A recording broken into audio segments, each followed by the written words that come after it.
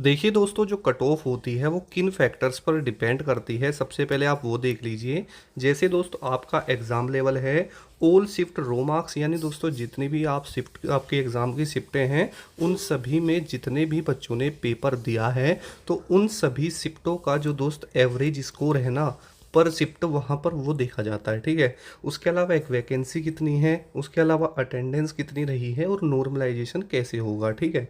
Basically दोस्तों देखा जाए तो सबसे जो इम्पोर्टेंट फैक्टर्स होते हैं आपकी कट ऑफ को बनाने में, सबसे पहला होता है भाई एग्ज़ाम लेवल। ठीक है। उसके अलावा नॉर्मलाइजेशन, क्योंकि दोस्त ये वो दो आपके मेन फैक्टर्स होते हैं जिसकी वजह से ही आप लोगों की जो कट ऑफ है वो अप डाउन हो जाती है। बेसिकली दोस्तों अगर मैं आपको बताऊं तो यहाँ पर आपको देखना होगा। सबसे पहले तो आप देखिए जो आपका एग्ज़ाम हुआ है, लगभग ये एग्ज़ाम आपका 9 सितंबर से लेके 26 सितंबर तक चला है। ठीक है।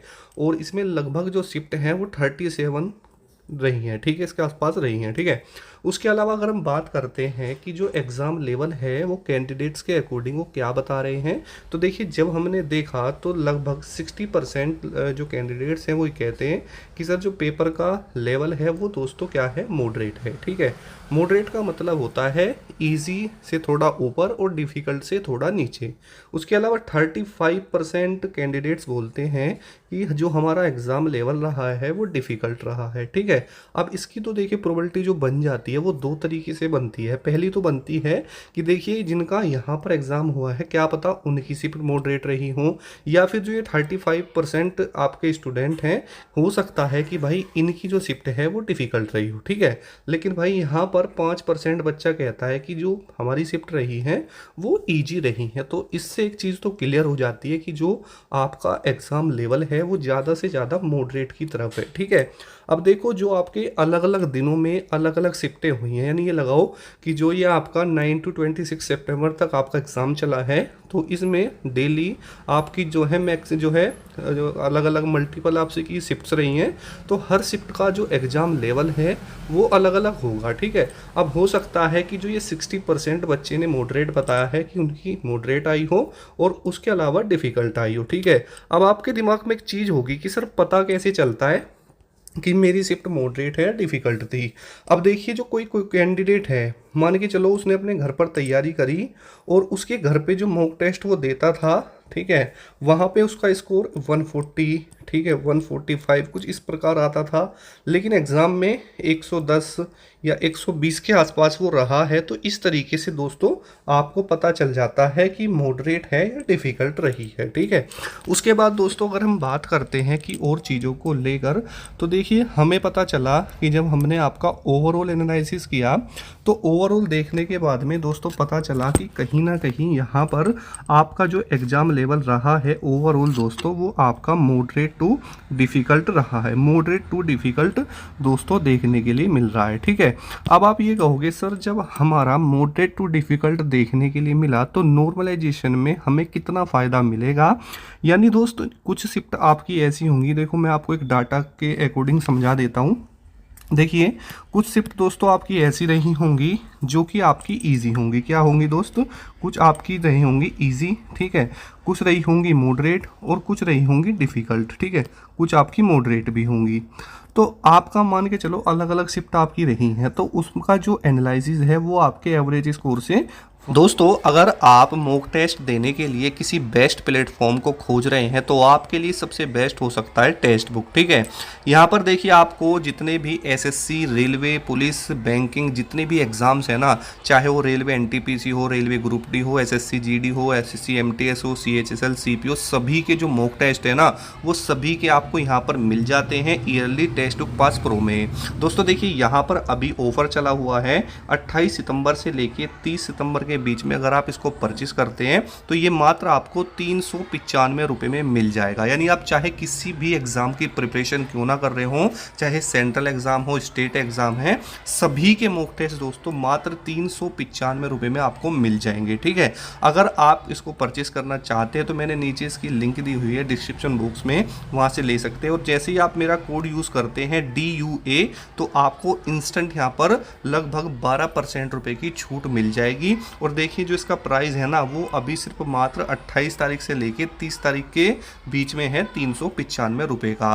और आप सभी को पता है किसी भी एग्ज़ाम की प्रिपरेशन के लिए टेक्स्ट बुक जो मॉक टेस्ट है वो कितने इंपॉर्टेंट है। चाहे आप किसी से भी पूछ लो जो सिलेक्टेड है कि भाई तो टेक्स्ट बुक को आपके मॉक टेस्ट हैं वो कैसे हैं। ठीक है दोस्तों, जैसे ही आप जो लिंक मैंने डिस्क्रिप्शन में दी हुई है उसके ऊपर क्लिक करेंगे तो सबसे पहले आप इस तरीके के इंटरफेस पर आएंगे। वहां पर आपको रजिस्टर करना है। रजिस्टर करने के बाद में दोस्तों इस तरीके का इंटरफेस आपके सामने आएगा। ठीक है, उसके बाद आपको नीचे यहाँ पर ऑप्शन दिखाई देता है पास का, आपको इसके ऊपर क्लिक कर लेना है। क्लिक करते ही जैसा आप स्क्रीन के ऊपर देख रहे हो आप इस पेज पे आओगे और यहाँ पर नीचे लिखा हुआ है ये ग्रीन वाला बाय ईयरली पास प्रो। ठीक है, तो मैं इसके ऊपर क्लिक करता हूं, आपको भी ऐसे ही करना है। अब देखिए यहां पर आपको ऑप्शन दिखाई दे रहा होगा अप्लाई कूपन का। ठीक है, जो मैंने आपको बताया है जैसे जैसे मैं कर रहा हूं आपको भी ऐसे ही करना है। अप्लाई कूपन के ऊपर आपको क्लिक कर देना है इस तरीके से। उसके बाद दोस्तों यहां पर आप लोगों को क्या लिख देना है, DUA।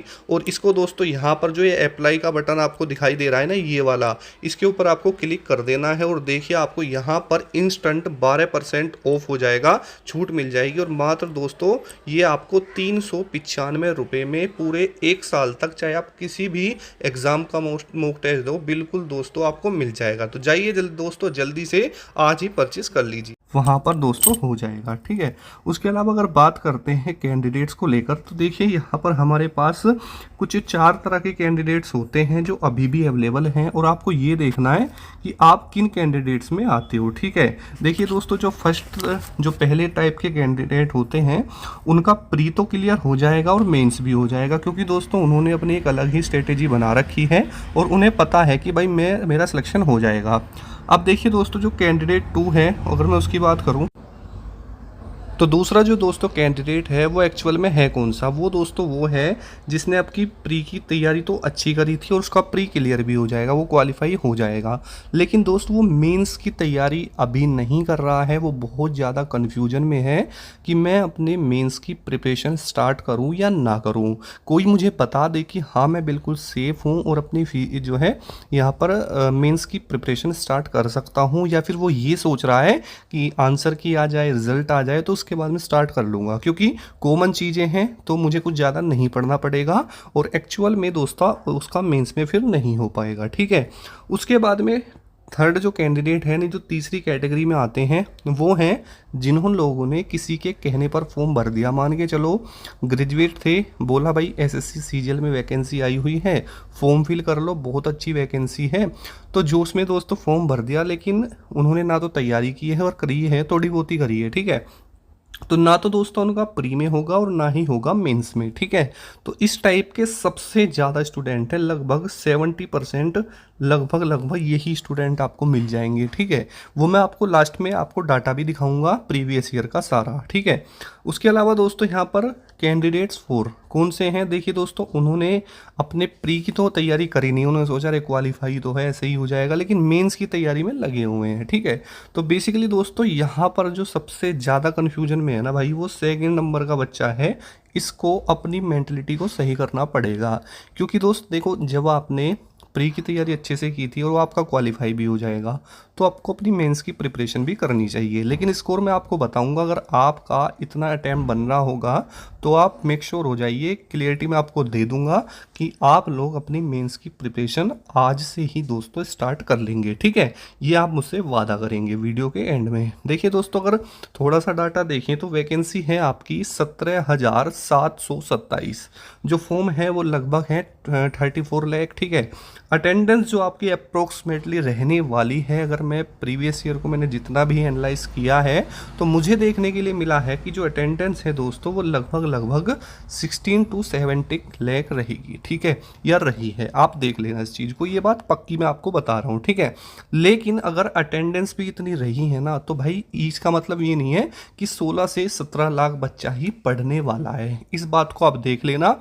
ये मैं पॉइंट आपको बहुत इंपॉर्टेंट बता रहा हूँ जो हर एग्जाम के एनालिसिस में देखा जाता है। ठीक है, कंपटीशन वही होता है दोस्त लगभग 5% में। ठीक है, क्वालिफाई कितने होंगे, लगभग दोस्तों 2 लाख अप्रोक्सीमेटली होंगे। ठीक है, अगर आप 17 लाख का 5% निकालोगे तो कितना आएगा, लगभग 85,000 के समथिंग में आएगा। लेकिन जो क्वालिफाई होंगे वो कितने हैं दोस्तों, 2 लाख के अप्रोक्सीमेट। ठीक है, तो इससे ही आप क्लियर कर सकते हैं कि हाँ कट ऑफ डाउन तो रहेगी, ठीक है। उसके बाद में ये बहुत सारे डाउट हैं जो कैंडिडेट्स के दिमाग में चल रहे हैं जब से उनका एग्ज़ाम हुआ है, कि पेपर का जो लेवल है मेरा कैसा रहा है, इजी रहा है, हार्ड रहा है, मैं किस शिफ्ट में आता हूँ, ईजीएस्ट में आता हूँ, हार्डेस्ट में आता हूँ। कैंडिडेट्स को जो है डर ज़्यादा लगता है, और मैं कितने क्वेश्चन पर सेफ हूँ, मेंस की तैयारी करूँ या ना करूँ, नॉर्मलाइजेशन कैसे होगा शिफ्ट वाइज, और मुझे नॉर्मलाइजेशन में कितने नंबर मिलेंगे, ठीक है। तो दोस्तों देखो, मैंने आपको बता दिया है कि आपका चाहे पेपर कोई सी भी शिफ्ट में हुआ हो, तो एक बात तो क्लियर है, मॉडरेट टू डिफ़िकल्ट आपका एग्ज़ाम रहा है, ठीक है। और दोस्तों ज़्यादा उतार चढ़ाव देखने के लिए नहीं मिला है। बेसिकली अगर मैं आपको बताऊं तो कुछ शिफ्ट ऐसी हैं, ज़्यादातर जो मॉडरेट की हैं, और उसके बाद सेकंड नंबर पर आती है डिफ़िकल्ट, ठीक है। तो कहीं ना कहीं नॉर्मलाइजेशन में आपके नंबर बढ़ेंगे। तो दोस्तों अच्छा खासा रोल आपको नॉर्मलाइजेशन का यहाँ देखने के लिए मिल जाएगा। अब देखिए, जो भी कैंडिडेट डर रहे हैं उनको डरने की बिल्कुल भी ज़रूरत नहीं है, ठीक है। और मैं कितने क्वेश्चन पर सेफ हूँ मैं वो आपको बताऊँगा, मेंस की तैयारी करूँ ना या ना करूँ। तो दोस्तों देखो, जो मैं आंकड़ा आपको बताऊँगा आप उसको देखिए, फिर तो मेंस की करेंगे ही करेंगे। उसके अलावा भी तो दोस्तों कॉमन ही सब्जेक्ट है, तो आपको नुकसान तो कुछ भी नहीं होगा, ठीक है। उसके अलावा नॉर्मलाइजेशन शिफ्ट वाइज अच्छा खासा दोस्तों मिलेगा, लगभग 36 के अप्रोक्सीमेटली शिफ्ट आपकी रही है, ठीक है। और नॉर्मलाइजेशन में कितने नंबर मिल सकते हैं, ठीक है। तो बेसिकली दोस्तों अगर मैं आपको समझाऊं तो नॉर्मलाइजेशन में लगभग लगभग दोस्तों जहां तक मुझे लगता है आपकी शिफ्ट के अकॉर्डिंग दोस्तों मिलते हैं, और लगभग दोस्तों 5 से 10 क्वेश्चन तक आपको नॉर्मलाइजेशन में देखने के लिए मिल जाते हैं, जहाँ तक मुझे लगता है, ठीक है। तो अब बहुत सारे लोग कमेंट कर रहे थे कि सर हमें ये बताओ कि हम कितने क्वेश्चन पर सेफ रहेंगे, और हम कितने जो है कितने एक्सपेक्टेड कट ऑफ रह सकती है, ठीक है। तो दोस्त मेरे अकॉर्डिंग अगर जनरल कैटेगरी में आप हो तो 130 से लगभग दोस्तों 132, ठीक है। ओबीसी की अगर बात करूं तो लगभग 122 से 126, और आप इनको ओबीसी और ईडब्ल्यूएस दोनों को लेके चलना। एससी की बात करूं तो लगभग 114 से 118, और एसटी की अगर बात करूं तो लगभग 104 से 108, ठीक है। जो मुझे डाटा लगता है वो दोस्तों ये है। और आप लोग मेंस की प्रिपरेशन करते रहिए, कमेंट करना कि आपका जो एग्ज़ाम है वो कौन से डे में कौन सी शिफ्ट में हुआ है, ठीक है, और आपने कितने क्वेश्चंस को अटेम्प्ट किया है, और क्या आप मेंस की प्रिपरेशन कर रहे हैं या नहीं कर रहे हैं, वो सारी चीज़ें आपको मुझे कमेंट में बतानी है। साथ ही दोस्तों मैंने आपको नीचे डिस्क्रिप्शन बॉक्स में अपने टेलीग्राम ग्रुप की लिंक भी दी हुई है, उसे फॉलो कर लेना। और वहाँ पर जितने भी बच्चे हमारे साथ में जुड़ेंगे वो सभी अपने आप जो है अपना स्कोर वहाँ पर शेयर कर सकते हैं, और अपनी जो बातें हैं वो भी कर सकते हैं कि भाई आप लोगों को अगर कोई डाउट है एक दूसरे से वो क्लियर कर लेना, ठीक है। तो उसको भी आप दोस्तों फॉलो कर लेना, काफ़ी हेल्प दोस्तों एग्जाम में आपकी वहाँ से होती रहेगी, ठीक है। तो मिलते हैं नेक्स्ट वीडियो में। जय हिंद, वंदे मातरम दोस्तों।